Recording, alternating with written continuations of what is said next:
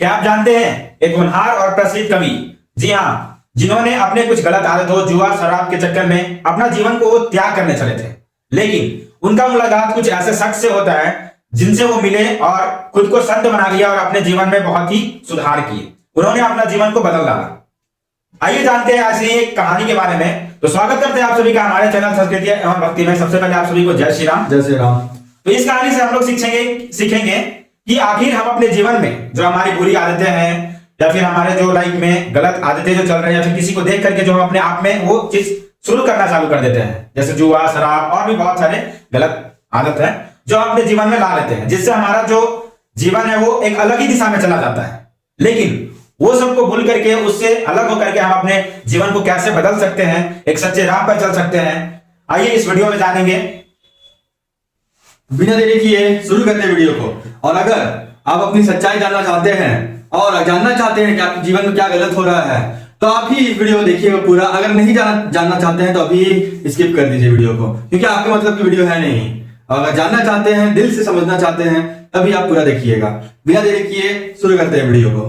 तो कहानी की शुरुआत होती है अरुणागिरी के प्रारंभिक जीवन से। अरुणागिरी तमिलनाडु के एक महान कवि कहलाते थे, लेकिन वो सांसारिक सुख में बंध चुके थे। वह शराब, जुआ, स्त्रियां के पीछे भागने लगते थे। अपने परिवार को छोड़कर वह दरिद्रा में जीने लगे। कुछ क्षण बाद वह उदास होकर, हताश होकर वह आत्महत्या करने लगे थे। आत्महत्या करने गए थे, अपने आप को उदास देखकर हताश हो गए थे पूरी तरह से, अंदर से। लेकिन वहां के भगवान, तमिलनाडु के भगवान मुरुगन, उनकी कृपा से जो हमारे कवि थे, उनका जीवन पूरी तरह से बदल चुका था। फिर जैसे ही वो मंदिर में पहुंचते हैं तो मंदिर में वो लड़खड़ाते गिर जाते हैं, यानी कि जब वो सीढ़ी चढ़ रहे होते हैं तो उसी क्षण वो वहां पे गिर जाते हैं। तभी उनका जो मुलाकात है एक संत महात्मा से होता है और उन्हें कहते हैं कि हमारा जो शरीर है वो तो सिर्फ एक शाश्वत है, यानी कि वो बिना नष्ट है, यानी कि हमारा जो शरीर है वो नष्ट हो जाता है, लेकिन हमारे जो शरीर के अंदर आत्मा होती है वो हमेशा अमर होती है।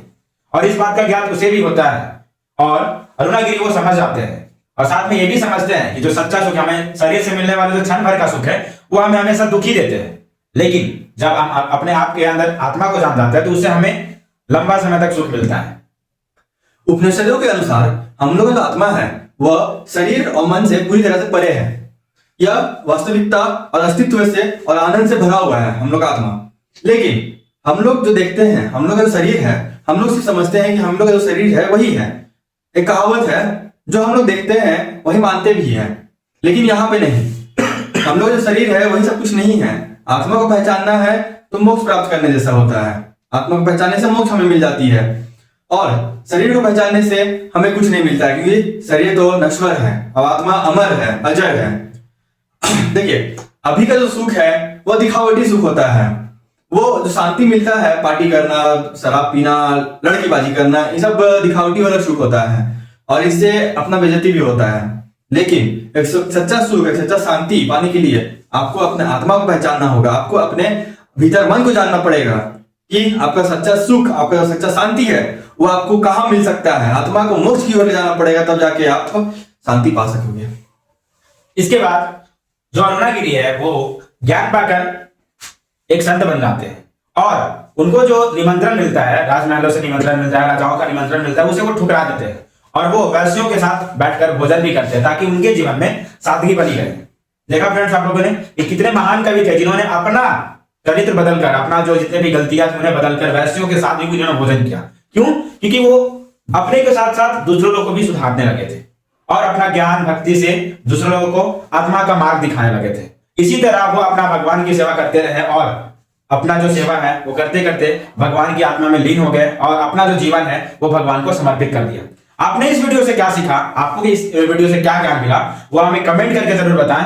आई नो इतना तो पक्का है कि आपने कुछ ना कुछ जरूर समझा होगा, तो हमें कमेंट करके जरूर बताएं आपने क्या समझा। ऐसे ही वीडियो के लिए हमारे चैनल को सब्सक्राइब करें। और हाँ फ्रेंड्स, अगर आप हमारे चैनल पे बने रहते हैं तो हम आपके लिए ऐसे ही अलग से अलग एक स्टोरी, एक एग्जाम्पल के साथ आपको जीवन के कुछ अलग अलग भेदों के बारे में आपको ना बताने की कोशिश करते हैं। तो अगर हमारा वीडियो आपको पसंद आता है तो उसे लाइक जरूर करें, दोस्तों के साथ शेयर जरूर करें, ताकि आपके साथ आपके जो पड़ोसी है या फिर रिश्तेदार है, जितने भी रिलेशन है, आपके साथ साथ उनको भी एक अच्छे ज्ञान का अनुभव हो कि हम आखिर इस जिंदगी में जी रहे हैं तो हमारे अंदर किस चीज की कमी है, हमारा जो मानव रूप है वो एक ही बार मिला है जिंदगी जीने के लिए, दोबारा पता नहीं कि हमारा जो जन्म है वो किस रूप में होगा और कहाँ होगा। इसीलिए अगर अभी आप अच्छे से अपने संस्कार में लीन हो जाते हैं तो आप बहुत ही जीवन में आगे जाएंगे। और इंसान कहा जाता है ना, इंसान का कर्मों से ही उसको याद किया जाता है। जी हाँ फ्रेंड्स, तो अगर आपको हमारा वीडियो पसंद आता है तो दोस्तों के साथ लाइक शेयर कमेंट जरूर करें, ताकि आपके साथ साथ किसी और का भी भलाई हो सके। तो चलिए मिलते हैं एक और वीडियो में, तब तक के लिए आप सभी को जय श्री राम। जय श्री राम।